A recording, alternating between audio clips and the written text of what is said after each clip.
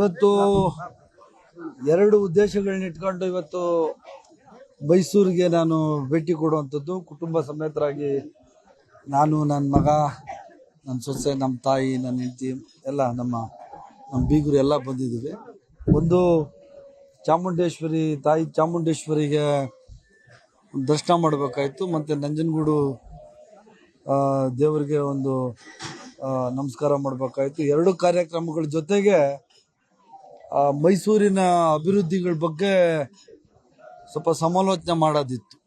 Mysuru deputy commissioner ಮತ್ತು ನಮ್ಮ Mysuru corporation commissioner, ಈಗ ಮೂಡ ಕಮಿಷನರ್ ಸಹ ಅವರೇನೇನೆ.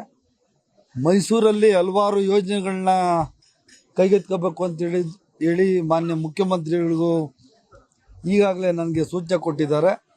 ಅವ್ರು ಕೊಟ್ಟಿರೋ ಸೂಚನೆ ಪ್ರಕಾರ ಈ ಮಿಸ್ಸಿಂಗ್ ಲಿಂಕ್ಸ್ ಇದೆಯಲ್ಲ, UGD ವರ್ಕ್ಸ್, ಅದಕ್ಕೆ ಸುಮಾರು 750 ಕೋಟಿ ರೂಪಾಯಿಗಳ DPR ಮತ್ತು 2 ಕೆರೆಗಳು ಇದೆ. ಆ 2 ಕೆರೆಗಳಿಗೆ ಸುಮಾರು ರಿಜುವಿನೇಟ್ ಮಾಡಲಿಕ್ಕೆ 100 ಕೋಟಿ ರೂಪಾಯಿ, ಮತ್ತು ಇನ್ನೊಂದು ಆ ಲ್ಯಾನ್ಸ್ ಡೌನ್ ಬಿಲ್ಡಿಂಗ್ ಅಂತ ಇದೆ, ಮತ್ತು ಹಳೇದೊಂದು ದೇವರಾಜ್ ಮಾರ್ಕೆಟ್, ಅವು ಎರಡನ್ನೂ ಒಡೆದಾಕಿ ಹೊಸದಾಗಿ ಕಟ್ಟಲಿಕ್ಕೆ 100 ಕೋಟಿ, ಮತ್ತು ಇಡೀ ಮೈಸೂರು ನಗರಾದ್ಯಂತ ಸುಮಾರು 55 ಕಿಲೋಮೀಟರ್ಗಳ ವೆಚ್ಚದಲ್ಲಿ ವೈಟ್ ಟಾಪಿಂಗ್ ಕೆಲಸ. ಅದರ ಜೊತೆಗೆ ಮೈಸೂರಿಗೆ ವಿಶೇಷವಾಗಿ ರಿಂಗ್ ರಸ್ತೆ DPR ಸಹ ಮಾಡಲಿಕ್ಕೆ ಈಗಾಗಲೇ ಆದೇಶ ಕೊಟ್ಟಿದ್ದೀನಿ. ನಾಳೆ ನಾಡಿದ್ದು ಅದು DPR ಮಾಡಲಿಕ್ಕೆ ಟೆಂಡರ್ ಕರೀತಾರೆ. ಅದು ಸ್ವಲ್ಪ ಸಮಯ ತಗೋತದೆ.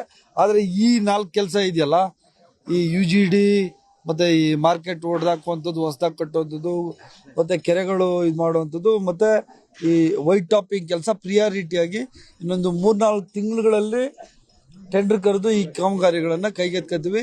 ಒಂದು ಸರ್ತಿ ವೈಟ್ ಟಾಪಿಂಗ್ ಮಾಡಿದ್ರೆ ಬೆಂಗಳೂರು ಥರನೇ ಸುಮಾರು 25-30 ವರ್ಷಗಳ ಕಾಲ ಯಾವುದೇ ರಸ್ತೆಗಳನ್ನು ಅಗೆಯುವಂತಹ ಸಂದರ್ಭ ಬರೋದಿಲ್ಲ. ಅದರಿಂದ ಇಂಥ ಮಹತ್ವವಾದ ಕೆಲಸವನ್ನು ಇವತ್ತು ಮಾನ್ಯ ಮುಖ್ಯಮಂತ್ರಿಗಳ ಆದೇಶದ ಮೇರೆಗೆ ನಾನು ಅರ್ಬನ್ ಡೆವಲಪ್ಮೆಂಟ್ ಮಿನಿಸ್ಟರ್ ಆಗಿ ಈ ಕೆಲಸಗಳನ್ನ ಕೈಗೆತ್ಕೊತಾ ಇದ್ದೀವಿ. ಜೊತೆಗೆ ಪಾರಂಪರಿಕ ಕಟ್ಟಡಗಳು ಅಂತ ಹೇಳಿ ಶಿಥಿಲಾವಸ್ಥೆಗೆ ತಲುಪಿದಾವೆ. ಮೈಸೂರಲ್ಲಿ 100ಕ್ಕೂ ಹೆಚ್ಚು ಕಟ್ಟಡಗಳಿವೆ, ಪ್ರಾಣ ಹಾನಿಗಳಾಗ್ತದೆ. ಬಗ್ಗೆ ದಯವಿಟ್ಟು ಏನಾಗಿದೆ ಈಗ ನೋಡಿ, ಈಗ ನಮ್ಮ ಲ್ಯಾನ್ಸ್ ಡೌನ್ ಬಿಲ್ಡಿಂಗು ಮತ್ತು ಇನ್ನೊಂದು ಮಾರ್ಕೆಟ್ ಶಿಥಿಲಾವಸ್ಥೆಗೆ ಹೋಗಿ ಒಡೆದಾಕ್ಬೇಕು ಅಂತ ಈಗಾಗಲೇ ನಾವೆಲ್ಲ ರಿಪೋರ್ಟ್ ಕೊಟ್ಟರು ಸಹ ಕೋರ್ಟಿಂದ ಕೆಲವರು ಹೋಗಿ ಅದಕ್ಕೆ ಸ್ಟೇ ತಗೊಂಡ್ಬಂದಿದ್ದಾರೆ.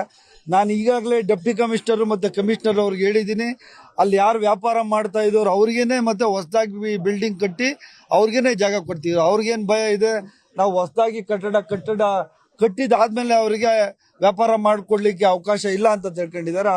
ಆದರೆ ಅದು ತಪ್ಪು ಕಲ್ಪನೆ. ಅದರಿಂದ ಯಾರಲ್ಲಿ ವ್ಯಾಪಾರ ಮಾಡ್ತಾ ಇದ್ರು ಆ ವ್ಯಾಪಾರಸ್ಥರಿಗೆ ಪ್ರಥಮ ಆದ್ಯತೆಯಾಗಿ ಹೊಸ ಬಿಲ್ಡಿಂಗಲ್ಲಿ ಸಹ ನಾವು ಜಾಗ ಕೊಡ್ತೀವಿ. ಅದೇ ಥರ ಮೈಸೂರಲ್ಲಿ ಯಾವ್ಯಾವುದು ಶಿಥಿಲಾವಸ್ಥೆಯಲ್ಲಿ ಇದಾವೆ ಬಿಲ್ಡಿಂಗ್ಸು, ಅವೆಲ್ಲ ಬಿಲ್ಡಿಂಗ್ಗಳು ಸೆಂಟ್ರಲ್ ಗೌರ್ಮೆಂಟ್ಗೆ ಹೋಗ್ಬೇಕು. ಆ್ಯಕ್ಚುಲಿ ಆರ್ಕಾಲಜಿ ಡಿಪಾರ್ಟ್ಮೆಂಟ್ ಪರ್ಮಿಷನ್ ತಗೊಂಡು ಎಲ್ಲ ಕಟ್ಟಡಗಳನ್ನ ಒಡೆದಾಕಿ ಹೊಸ ಕಟ್ಟಡಗಳನ್ನ ಕಟ್ಟಲಿಕ್ಕೆ ಪ್ರಯತ್ನ ಪಡ್ತೀವಿ.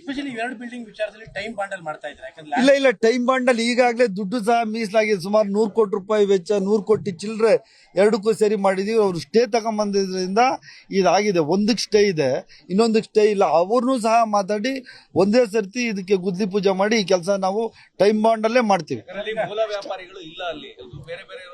ಏನ್ ಮಾಡೋದು ಈಗ ಏನಾಗ್ತದೆ ಅಂದ್ರೆ, ಈಗ ನಾವು ಅವರಿಗೆ ಗಣನೆಗೆ ತಗೊಂಡು ನಾವು ಏನಾದ್ರೂ ಕಾಂಪ್ರಮೈಸ್ ಅಲ್ಲೇ ಹೋಗ್ಬೇಕು. ಮತ್ತೆ ಹೋಗಿಲ್ಲ ಅಂದ್ರೆ ಮತ್ತೆ ಕೋರ್ಟಿಗಾಗಿ ಮತ್ತೆ ತಡೆ ಆಜ್ಞೆ ತಗೊಂಡು ಅದು ನಿಲ್ಲಿಸುವಂಥದ್ದು. ಅದರಿಂದ ಅವರಿಗೆ ಯಾರ್ಯಾರು ಲೈಸೆನ್ಸ್ ಹೋಲ್ಡರ್ಸ್ ಇದ್ರು ಅವ್ರಿಗೇನೆ ಫಸ್ಟ್ ಪ್ರಿಫರೆನ್ಸ್ ಆಗಿ ಅಂಗಡಿಗಳು ಕೊಟ್ಬಿಡ್ರಪ್ಪ ಅಂತ ನಮ್ಮ ಅಧಿಕಾರಿಗಳಿಗೆ ಹೇಳಿದ್ದೀನಿ. ಮಾತಾಡ್ತಾ ಇದ್ದಾರೆ. ಮೋಸ್ಟ್ಲಿ ಅದು ಫಲಪ್ರದ ಆಗ್ತದೆ. ಇನ್ನು ಕೆಲವೇ ದಿನಗಳಲ್ಲಿ ಆ ಕೆಲಸ ಸಹ ಸ್ಟಾರ್ಟ್ ಮಾಡ್ತೀವಿ.